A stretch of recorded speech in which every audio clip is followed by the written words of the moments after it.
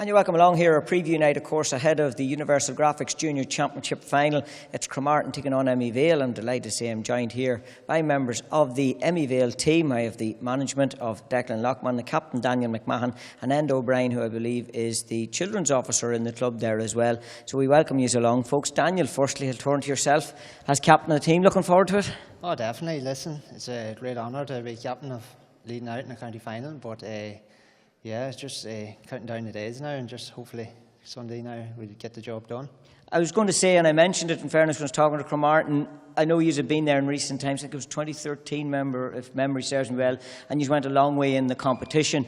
You are still back, I suppose, again contesting the county final. No matter what grade you're contesting them at, there are always big occasions to look forward to. Oh, definitely. Listen, that's what you set out at the start of the year, to be in a county final, so we're just glad to be there now, and just on Sunday hopefully we can get the right result and take that cup home. So yeah. Of course, why not?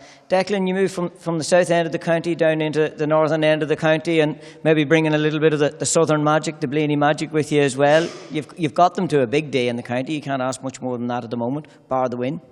Well, we're there, Sean, but I suppose, to be fair, at the start of the year most people would have fancied Cremartin and Emyvale to be there or thereabouts at the end, so we're probably where we expected to be, if the truth be told. So it's all to do now just in an hour to decide. It's not going to be easy to split the two teams, like, you know. Yeah, and that's the thing about it. You did come down out of intermediate from last year, of course. And I suppose you have to gather yourself as well. And I know Cremartin alluded to it, that maybe you can feel sorry for yourself and disappointed with yourself when you do get demoted like that. But the thing is, you gather yourself and you look forward again to going back up, and you're one step short of doing that. Well, it can happen. Teams go down and maybe stay down for a lot longer than they anticipated the first time. Probably hard to get back, but Emyvale is a big number of men and good facilities and a proud club, so it was very early on that you sort of realised that they were keen to give it a good shot to get back. I think if you don't get back in the first year or two, then you might just become too settled in where you are.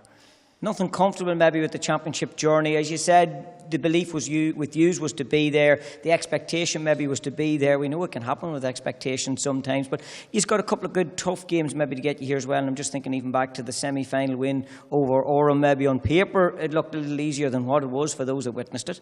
Well, games aren't played on paper, Sean, as you know, but it's been very competitive, junior league and championships. There's very little between any of the teams. Like, I'd say, in fairness, Cremartin, Emyvale, Aero, Clonus was probably your top four, but the rest, like the Drumhowens and Orems and so on, as you say, very little on any given day could take any of them teams. So it has been very competitive. We've stuttered along to get here. There's no point in saying. We probably feel we haven't reached our best yet, and hopefully that's what's coming. Yeah, Daniel, that's the thing, I suppose. Declan mentioned there, stuttered along. Well, it doesn't matter if you stutter along, you're still there, but there's one big performance needed.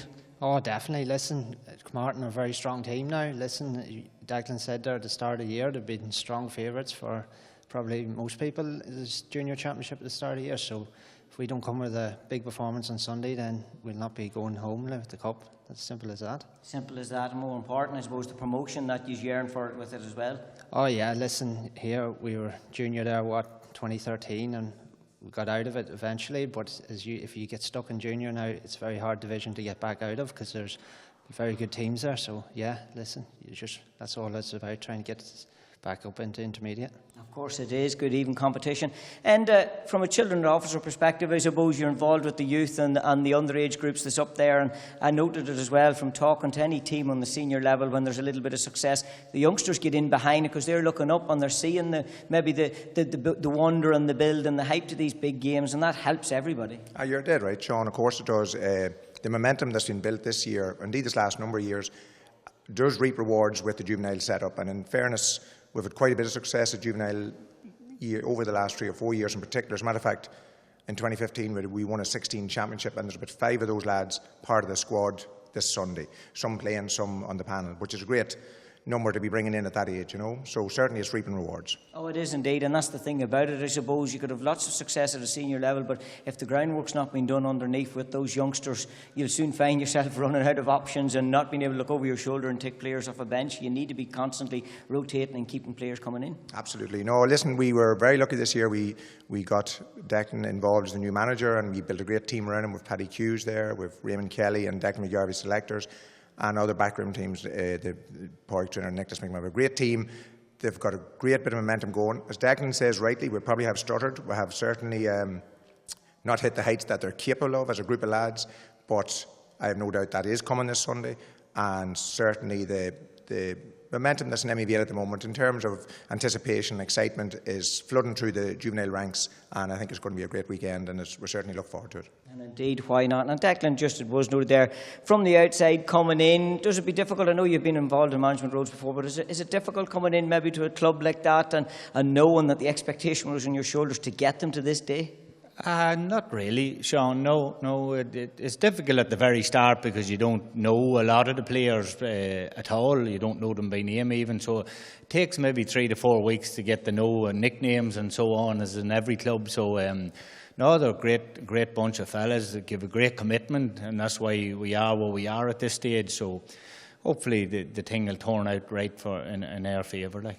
And why not? Well, listen, we wish you the very, very best of luck, so we do. It is Emyvale taking on Cremartin, of course, in the Universal Graphics Junior Championship final. That one thrown in Scottstown.